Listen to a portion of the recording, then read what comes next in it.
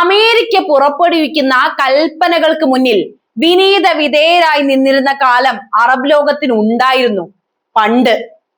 രക്ഷകൻ എന്ന കുപ്പായമിട്ട് ചിരിച്ചു വന്നപ്പോൾ വിശ്വസിച്ചു എന്നതും ശരിയാണ്. എന്നാൽ ഇന്നത്തെ അവസ്ഥ അതല്ല. ലോക പോലീസുകാരന്റെ വേഷമണിഞ്ഞ് മറ്റുള്ളവരുടെ സമ്പത്തും പരമാധികാരവും കവർന്നെടുക്കുന്ന അമേരിക്കയുടെ ഇരട്ടത്താപ്പ് തിരിച്ചറിഞ്ഞ അറബ് രാജ്യങ്ങൾ തങ്ങളുടെ സുരക്ഷയ്ക്കായി ഇനി വൈറ്റ് ഹൗസിലേക്ക് നോക്കിയിരിക്കില്ല എന്ന ഉറച്ച പ്രഖ്യാപനത്തിലാണ്. അമേരിക്കൻ വിശ്വാസ്യതയ്ക്ക് കനത്ത വിള്ളലേറ്റതോടെ പടിഞ്ഞാറൻ അധിനിവേശത്തിന്റെ മുഖങ്ങൾ അഴിച്ചുവെച്ച് പേർഷ്യൻ കരുത്തിന് മുന്നിൽ ഒരു യൂ ടേൺ എടുക്കാൻ മിക്ക അറബ് ശക്തികളും ഇതാ തീരുമാനിച്ചു കഴിഞ്ഞു. അറബ് രാജ്യം ആർക്കൊപ്പം നിൽക്കണമെന്നാണ് നിങ്ങൾക്ക് തോന്നുന്നതെന്ന് ഇപ്പോൾ തന്നെ കമന്റായി രേഖപ്പെടുത്തണേ.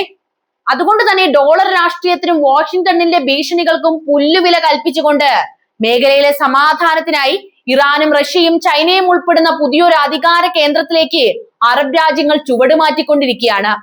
അറേബ്യൻ മണ്ണിൽ നിന്ന് അമേരിക്കൻ സ്വാധീനം കെട്ടുകെട്ടുന്ന ഈ കാഴ്ച സാമ്രാജ്യത്തിന്റെ അന്ത്യവും കിഴക്കിന്റെ ഉദയവുമാണ് വിളംബരം ചെയ്യുന്നത്.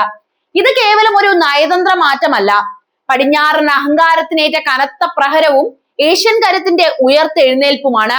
അറബ് രാജ്യങ്ങൾ ഈ വിഷയത്തിൽ എന്ത് നിലപാട് എടുക്കണമെന്നാണ് നിങ്ങൾ കരുതുന്നതെന്ന് കമന്റ് ചെയ്യുമല്ലോ. പതിറ്റാണ്ടുകളായി തങ്ങളെ കാക്കുമെന്ന് വിശ്വസിച്ച അമേരിക്കയുടെ പ്രതിരോധ കവചം വെറും പാഴ്വാക്കാണെന്നും സ്വന്തം താല്പര്യങ്ങൾക്കായി ഏത് സഖ്യകക്ഷിയെയും അമേരിക്ക തള്ളി പറയുമെന്നുമുള്ള ബോധ്യം അറബ് മണ്ണിൽ പടർന്നു കഴിഞ്ഞു. ഹോർമുസ് കടലിടുക്കിലെ US ഇറാൻ സംഘർഷം മുറുകുമ്പോൾ അറബ് ലോകം തങ്ങളുടെ നിലപാടുകളിൽ അതീവ ജാഗ്രതയും തന്ത്രപരമായ മാറ്റങ്ങളും വരുത്തുകയാണ്. പതിറ്റാണ്ടുകളായി ഈ മേഖലയിലെ സംഘർഷങ്ങളിൽ നേരിട്ടോ അല്ലാതെയോ ഭാഗമായിരുന്ന അറബ് രാജ്യങ്ങൾ ഇപ്പോൾ തങ്ങളുടെ സാമ്പത്തിക താല്പര്യങ്ങൾക്കും സുരക്ഷയ്ക്കും മുൻഗണന നൽകുന്ന ഒരു സമീപനമാണ് സ്വീകരിച്ചുകൊണ്ടിരിക്കുന്നത്.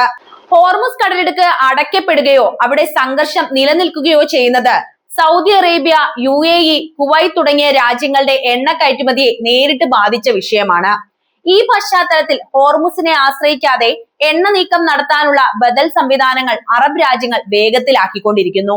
ചുവന്ന കടൽ വഴിയുള്ള പൈപ്പ് ലൈനുകൾ ശക്തിപ്പെടുത്തുന്നതിനും ഒമാൻ തീരത്തെ തുറമുഖങ്ങളെ കൂടുതൽ ഉപയോഗപ്പെടുത്തുന്നതിനും ഇതിന്റെ ഭാഗമായിട്ട് അവർ നടത്തുന്നുണ്ട്. ഒരു യുദ്ധമുണ്ടായാൽ തങ്ങളുടെ സമ്പദ് വ്യവസ്ഥ തകരുമെന്ന ബോധ്യമാണ് അറബ് രാജ്യങ്ങൾക്ക് ഇപ്പോൾ വന്നിട്ടുള്ളത്. മുൻകാലങ്ങളിൽ അമേരിക്കയുടെ നിലപാടുകളെ കണ്ണടച്ച് പിന്തുണച്ചിരുന്ന ഒരു രീതിയിൽ നിന്ന് മാറി പല അറബ് രാജ്യങ്ങളും ഇപ്പോൾ ഒരു സമുദ്ര സിദ്ധാന്തം സ്വീകരിക്കാൻ ശ്രമിക്കുന്നുണ്ട്. ഇറാന്റെ സൈനിക കരുത്തിനെ നേരിട്ട് വെല്ലുവിളിക്കുന്നത് തങ്ങളുടെ നഗരങ്ങളുടെ സുരക്ഷയെ ബാധിക്കുമെന്ന് അവർ ഭയപ്പെട്ടു തുടങ്ങിയിരിക്കുന്നു. പ്രത്യേകിച്ചും ഡ്രോൺ ആക്രമണങ്ങളും മിസൈൽ ഭീഷണികളും നിലനിൽക്കുന്ന സാഹചര്യത്തിൽ ഇറാനുമായി ഒരു നയതന്ത്ര ചാനൽ തുറന്നിടാൻ സൗദി അറേബ്യയും UAEയും ഇപ്പോൾ താല്പര്യപ്പെടുന്നുണ്ട്. അമേരിക്കൻ വിദേശ നയങ്ങളിൽ വരുന്ന മാറ്റങ്ങൾ അറബ് ലോകത്ത് ആശങ്കയുണ്ടാക്കുന്ന വിഷയവുമാണ്. ട്രംപ് ഭരണകൂടത്തിന്റെ ഉപരോധങ്ങൾ ഇറാനെ പ്രതിരോധത്തിലാക്കുന്നുണ്ട് എങ്കിലും ഒരു ഘട്ടം കഴിഞ്ഞാൽ അമേരിക്ക മേഖലയെ കൈവിടുമോ എന്ന ഭയം അവർക്കുണ്ട്. അതുകൊണ്ട് തന്നെ സുരക്ഷയ്ക്കായി അമേരിക്കയെ മാത്രം ആശ്രയിക്കാതെ റഷ്യ, ചൈന തുടങ്ങിയ രാജ്യങ്ങളുമായി പ്രതിരോധ സാമ്പത്തിക ബന്ധങ്ങൾ സ്ഥാപിക്കാൻ അറബ് രാജ്യങ്ങൾ ഇന്ന് ശ്രമിക്കുന്നുണ്ട്. അതും വളരെ കാര്യമായിട്ട്.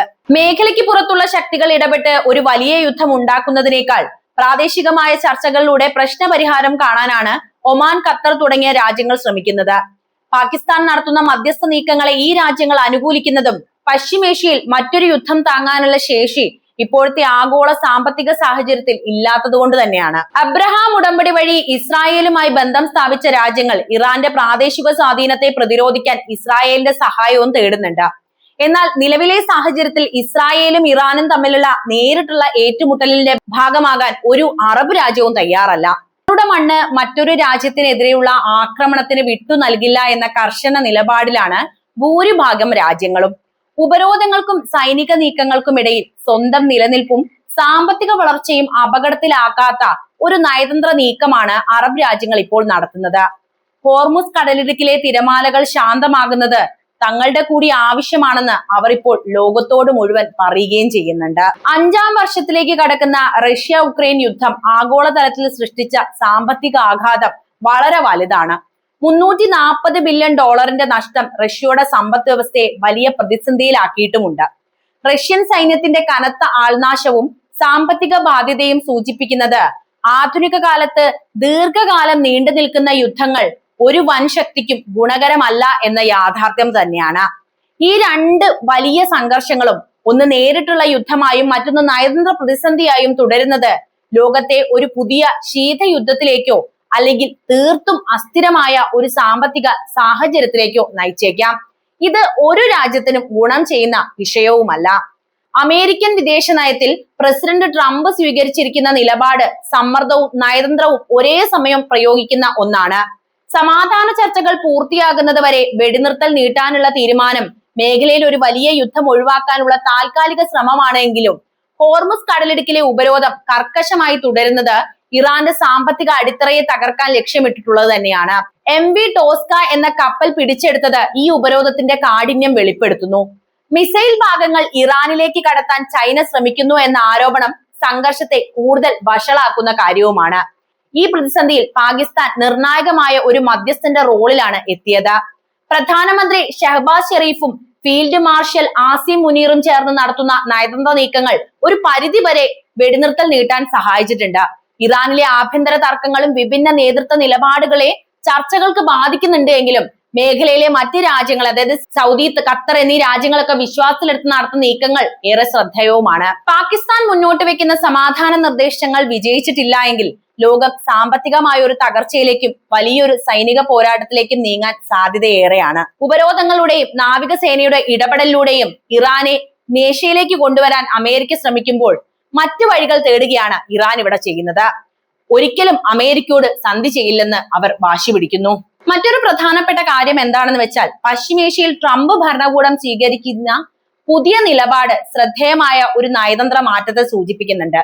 നിശ്ചിത സമയപരിധി നിശ്ചയിക്കാതെ വെടിനിർത്തൽ നീട്ടിയത് സംഘർഷം ഒഴിവാക്കാനുള്ള ശ്രമമായി കാണാമെങ്കിലും ഹോർമുസ് കടലിടുക്കിലെ ഉപരോധം തുടരുന്നത് ഇറാനെ സാമ്പത്തികമായി ശ്വാസം മുട്ടിക്കാനാണ് എന്ന് ലോകത്തിന് മനസ്സിലായി. പ്രതിദിനം 500 ദശലക്ഷം ഡോളറിന്റെ വ്യാപാരം നടന്നിരുന്ന ഈ ജലപാത തടയപ്പെട്ടത് ഇറാന്റെ ആഭ്യന്തര രാഷ്ട്രീയത്തിലും വിള്ളലുകൾ വീഴ്ത്തിയിട്ടുണ്ട്.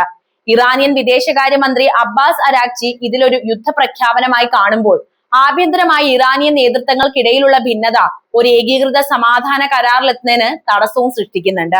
ഈ തർക്കത്തിൽ ചൈനയുടെ പങ്ക് കൂടുതൽ സങ്കീർണമാണ്. അതായത് സമാധാനത്തിനായി ആഹ്വാനം ചെയ്യുമ്പോഴും 900 അടി നീളമുള്ള MV ടോസ്ക കപ്പൽ പിടിച്ചെടുത്തതിലൂടെ പുറത്തു വരുന്ന വിവരങ്ങൾ ചൈന ഇറാനെ രഹസ്യമായി സഹായിക്കുന്നു എന്ന അമേരിക്കൻ വാദത്തെ ശക്തിപ്പെടുത്തുന്നത് തന്നെയാണ്. നിക്കി ഹേലിയെ പോലുള്ള നേതാക്കൾ ഇതിനെ നയതന്ത്ര ബോംബ് എന്നാണ് വിശേഷിപ്പിച്ചത്. ഹോർമുസ് കടലിടുക്ക് ഒരു അന്താരാഷ്ട്ര ജലപാതയാണ് എന്ന ഷീ ജിൻപിങ്ങിന്റെ പ്രസ്താവന ചൈനയുടെ വ്യാപാര താല്പര്യങ്ങൾ സംരക്ഷിക്കാനുള്ള ഒരു നീക്കം കൂടിയാണ്. മേഖലയിലെ അസ്ഥിരത മൂലം സൗദി അറേബ്യയും UAEയും ഉൾപ്പെടെയുള്ള ഗൾഫ് രാജ്യങ്ങൾ ഹോർമുസ് കടലിടുക്കിനെ ആശ്രയിക്കാതെ എണ്ണ നീക്കത്തിന് ബദൽ സംവിധാനങ്ങൾ ഒരുക്കുന്നത് ആഗോള ഊർജ വിപണിയിലെ വലിയൊരു മാറ്റത്തിന്റെ തുടക്കവുമാണ്. പാകിസ്ഥാൻ നടത്തുന്ന മധ്യസ്ഥ ശ്രമങ്ങൾ വിജയിച്ചിട്ടില്ല എങ്കിൽ പശ്ചിമേഷ്യയിലെ ഈ നിഴൽ യുദ്ധം ലോകത്തിന്റെ സാമ്പത്തിക സുരക്ഷയെ കൂടുതൽ അപകടത്തിലാക്കും. റഷ്യയുടെ തളർച്ചയും ഇറാന്റെ സാമ്പത്തിക പ്രതിസന്ധിയും ചൈനയുടെ പരോക്ഷ ഇടപെടലുകളും ചേർന്ന് ലോകത്തെ ഒരു പുതിയ അധികാര സമവാക്യത്തിലേക്ക് നയിക്കുകയാണ് എന്ന് നിസ്സംശയം നമുക്ക് പറയാവുന്നതാണ്. ഇതായിരുന്നു അറബ് രാജ്യങ്ങൾ ആദ്യം മുതൽക്കേ ചെയ്യേണ്ടിയിരുന്നത്. സ്വന്തം സുരക്ഷ നോക്കി നിങ്ങൾ നിലപാടെടുക്കണമായിരുന്നു. വൈകിട്ടില്ല. അമേരിക്കയെ കറക്റ്റ് സമയത്ത് തന്നെയാണ് നിങ്ങൾ തള്ളിക്കളഞ്ഞത്. അതെ, രക്ഷകന്റെ റോളിൽ വന്ന് അറബ് രാജ്യങ്ങളെ അടക്കി ഭരിച്ചിരുന്ന അമേരിക്കയെ പാടെ തള്ളിക്കളയാൻ ധൈര്യം കാണിച്ചിരിക്കുകയായിരുന്നു അറബ് രാജ്യങ്ങൾ. എന്തായാലും അറബ് രാജ്യങ്ങളുടെ ഈ നിലപാടിനെ നിങ്ങൾ എങ്ങനെ നോക്കിക്കാണുന്നതെന്ന് അറിയാൻ താല്പര്യമുണ്ട്. എന്ത് തന്നെയായാലും കമന്റ് ബോക്സിൽ എഴുതുക. വീഡിയോ ഇഷ്ടമാവുകയാണെങ്കിൽ ലൈക്ക് ചെയ്യാനും ഷെയർ ചെയ്യാനും ഒപ്പം ചാനൽ ഒന്ന് സബ്സ്ക്രൈബ് ചെയ്യാൻ പ്രത്യേകം ശ്രദ്ധിക്കുമല്ലോ.